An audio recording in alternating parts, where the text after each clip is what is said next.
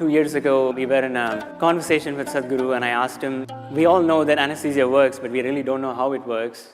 And can you shed some light on it? And he talked to me briefly, and then he said a statement, which is anesthesia, correct me if I'm wrong, Sadhguru, because sometimes I might be wrong, if I'm quoting you specifically. Anesthesia cannot touch consciousness. It can only take away memory. I was blown away by that answer because that's not the way we think consciousness of. And maybe I thought several days I've had sleepless nights thinking about maybe it's time for us to redefine the term consciousness itself. And having gone through several programs with him, I think some glimpses here and there to know that there's much more than what we know of. That's how this started. And so Emery, you are the one who has been doing a lot of work in this area, so you can probably start off telling me what we know now of how anesthesia actually causes loss of consciousness. Okay, so I'll start. And so again, it's a pleasure to share the stage with Sadhguru and with Nico. So, you know, how does anesthesia work? Actually, how many people here had anesthesia? Oh. Great topic, right? Yeah, right. A lot of clients out there. Exactly, right. All right, fantastic. So what happened to you? You know, some people say we turn the brain off, or we make you unconscious, we put you in a coma. But I think so we've tried to really understand what's happened. And we've done this by doing a number of studies in humans as well as in animals. And so I'll just give you the quick back of the envelope way to think about it. When you take the anesthesia drugs, or when they're given to you by the anesthesiologist, the brain isn't turned off. You know, it's not like all of a sudden a switch flips. If you look at what happens to the brain, it's actually in a highly dynamic state. It's really, the actual circuits in the brain are oscillating. They're creating waves. And to give you some sense of this, if you look at my hands like this, and they're oscillating now, this is the way your brain is in a normal state of, forgive me, consciousness, right? All right? As I understand it in my little limited way, all right? But then what happens is the drugs take over the circuits, and now the circuits oscillate like this. And as long as you keep the drugs there, they're doing that. Now, what does that mean? It means that if this brain area was communicating with that brain area so that you could be conscious, it can no longer do that. When you turn the drugs off, the brain returns. As long as you keep the drugs on, it does this. It creates these oscillations. It's very much like this YouTube video, which I'm sure some of you have seen, where you have a bridge in Tacoma, Washington. I don't know if you've seen this, the bridge in Tacoma, Washington. And all of a sudden, you know, it starts to oscillate in a perfect sine wave, just like this. And no traffic can go across the bridge. It's the same thing that happens under anesthesia. And what happens is that these oscillations, because they're so strong, they take over the brain, they're not natural.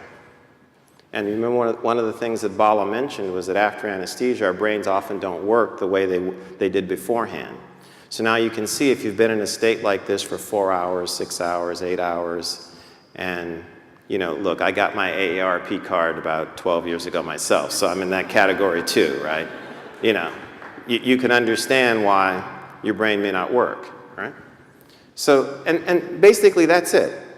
And what's good about that, what's good about what I'm telling you is that we as anesthesiologists can see this state.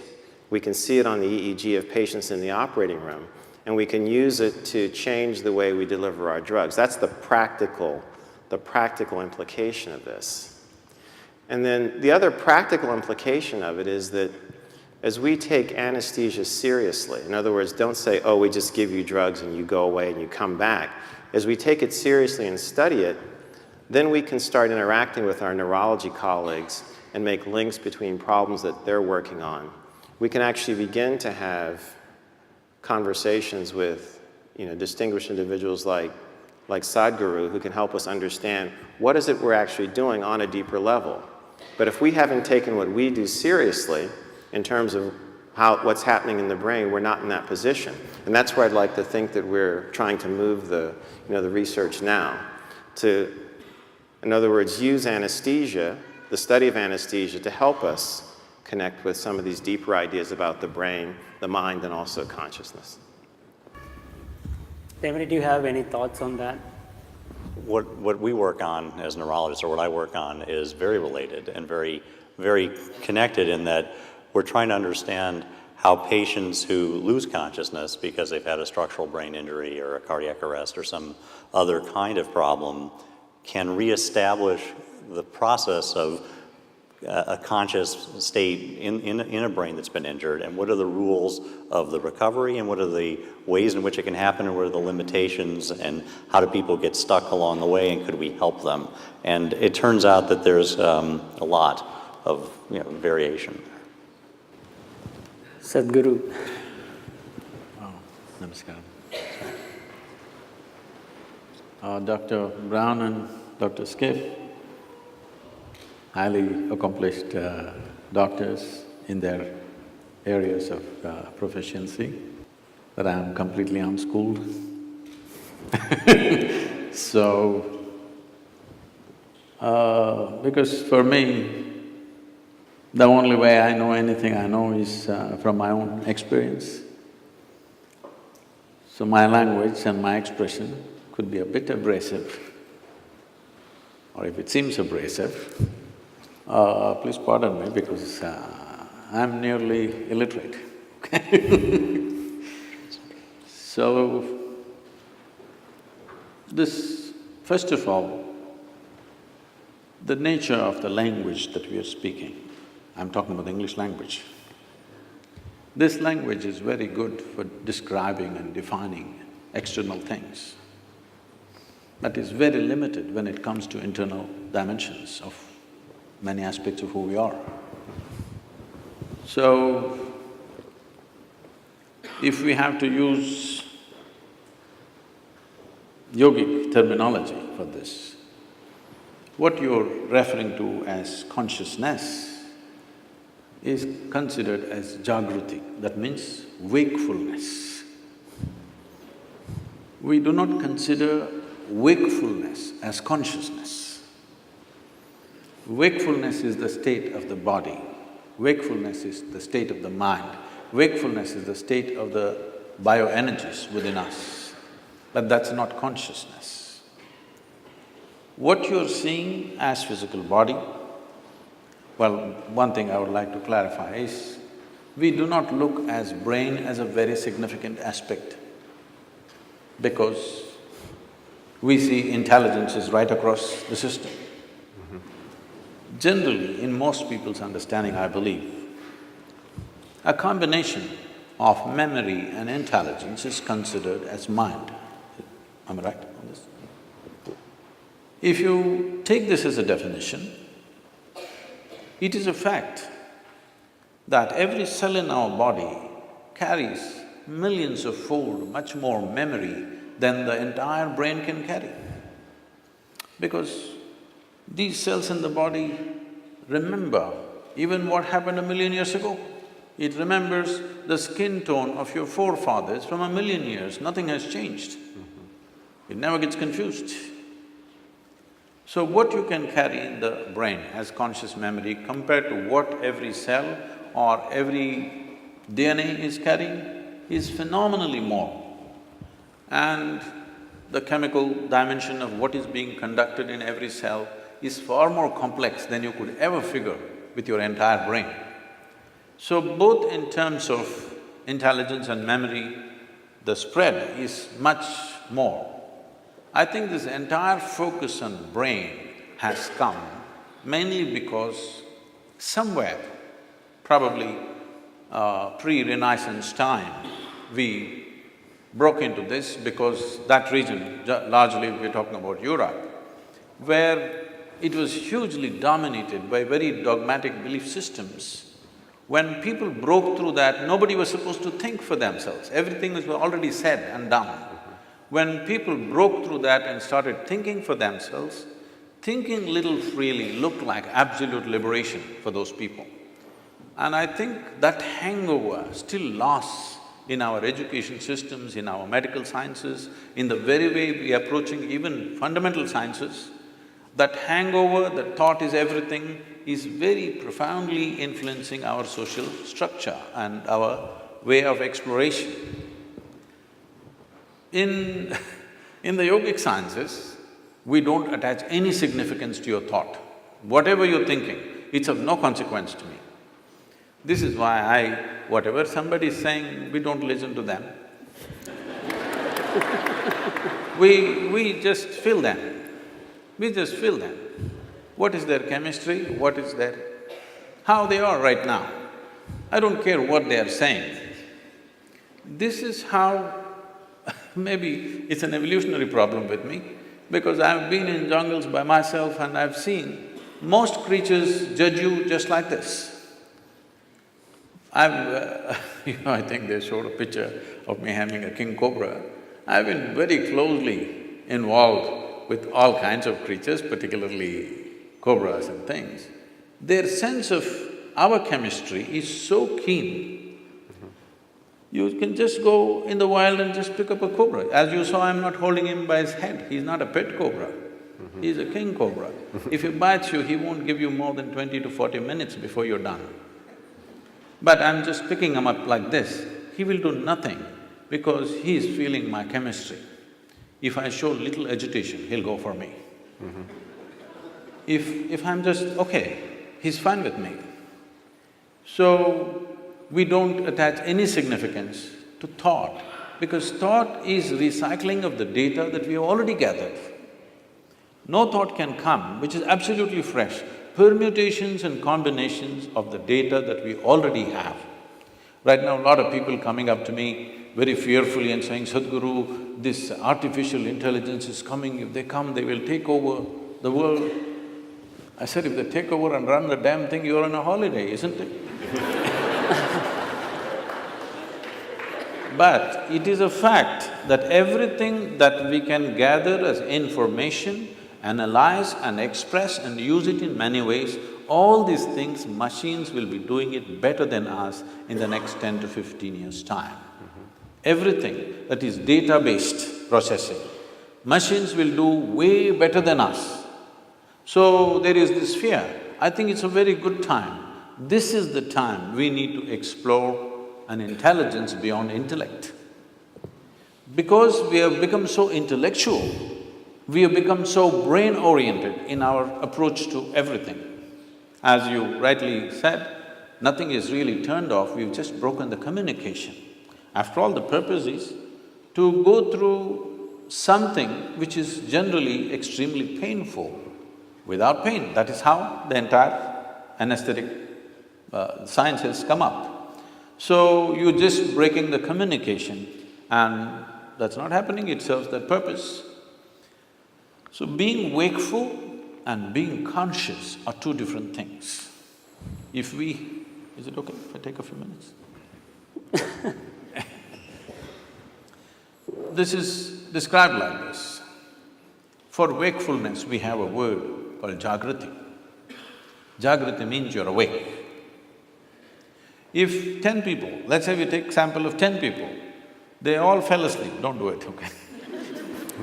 They all fell asleep and they came awake. When they come awake, all of them will not be equally awake. One person may be instantly awake, another person may take 2 minutes, as you have noticed with anesthesia also. Sure. Another person will take an hour to wake up, another person needs a strong coffee, otherwise she won't wake up. Am I right? Like this. Different levels of wakefulness is also there. Professors must have noticed. Yes. In fact, the first few minutes of the day can be like that. Different levels of wakefulness in a classroom. So, this is Jagrati. So, we are calling wakefulness as consciousness now. The next dimension of consciousness is called swapna. This means a dream state. A dream state is far more vivid than wakeful state for most human beings. It's like going to a cinema. If you go to a cinema, the key factor of the impact of the cinema on you is turning off the lights. This is something most people don't understand. If you don't turn off the lights, cinema will be no good, it doesn't matter how well it's made. Turn on the lights and watch the cinema, you will see a great cinema becomes nothing. So turning off the lights is important. So turning off the lights in our experience is the eyelids, you down the shutters, the world is off. Now you start your own world. So dream state is like a cinema, it's far more impactful. People love their cinema stars more than the people that they've lived with for 25 years. But they have not even seen them, all they saw was play of light and sound. But that is far more impactful simply because lights are off. So, eyelid is that, if you roll it down, lights should be off, world should be closed. But right now, the problem is this mental faculty has not been taken charge of, so it's running wild all the time with eyes closed. So this dream state is considered a more powerful state than Jagriti. Jagriti or wakefulness is important for performing action in the world. But for human consciousness, in terms of profoundness of experience, dream is always more profound than walking on the street. Yes, most of you have experienced this. The next state is called as Susupti. Susupti means it is a dreamless state. But there are dimensions of consciousness that you're aware of. It's a totally dreamless sleep state, but you're aware. There is no picturization, there is no video running in your mind, there's no pictures, there are no people, there are no words, but you're conscious in your sleep. This is a very powerful state. If you really want to manifest something in your life, this is something to be explored. And the next one is called as Turiya. This is consciousness, where there is no memory involved of any kind. Essentially in the yogic sciences, we are looking at consciousness as an intelligence beyond memory. If there is memory, memory is considered a boundary in the sense, this is one person, this is another person, simply because this embodies one kind of memory and that embodies another kind of memory. This has become one kind of person, this has become another kind of person. Essentially, it is in the memory. Memory does not mean just what I remember and you remember. Genetic memory is there, evolutionary memory is there, elemental memory is there, atomic memory is there, karmic memory is there. Inarticulate and articulate memories are there, but generally we are thinking memory means consciously what we can remember. But today, if we eat dog food, we'll not become dogs. Something within us remembers, no matter what you eat, this has to be only transformed into a human being. It doesn't matter what you eat. If you and a cow every day eat a mango, no merger will happen. Perfect memory is established, evolutionary memory is absolute. So, these different dimensions of memory are playing on a daily basis. People are thinking their thoughts are free. It's a joke because your memory is determining everything. So, largely in one single word we call this karma.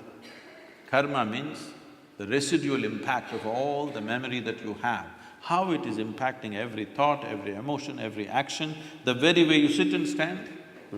See, if you see somebody walking far away, let's say half a mile away you see someone walking, if he's your friend, just the way they're moving their body, you say, oh, that's him. There are 7 billion plus people, but this particular man walks in a unique way, all right? Just two-leg walking, everybody walks, but still it is so unique. So this is what we are referring to as karma, that the residual impact of memory, varieties of memory. We recognize memory as 8 basic forms of memory, which are determining how you are right now. The very way you sit, stand, breathe, understand, perceive life is determined by this memory. But there is an intelligence beyond memory, which we call as Turiya or Chitta. This is consciousness. Now, every one of us is conscious. The question is only of degree. Even a rock is conscious, a dog is conscious, a pig is conscious. The question is only of degree, how conscious. Even among us, how conscious is different from person to person. So, this degree of consciousness determines everything. Now, if we have to give an analogy, what is memory is like, I'm sure every one of us at some stage in our life, I don't know if you're still doing it, we blew soap bubbles. Did you? Hello? Come on, everybody raise their hand for anesthesia. Did you?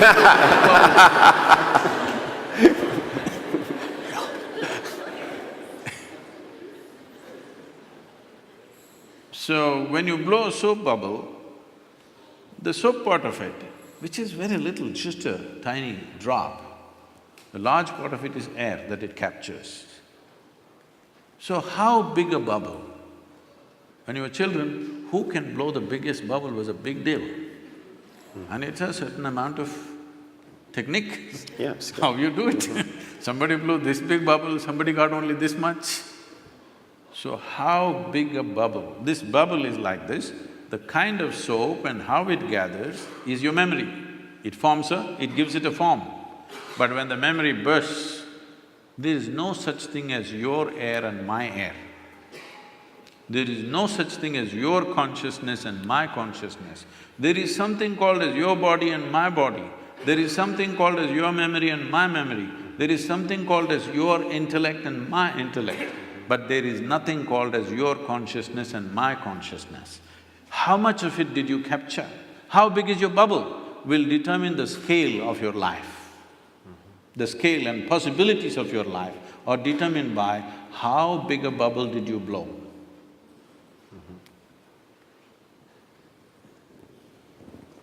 Okay.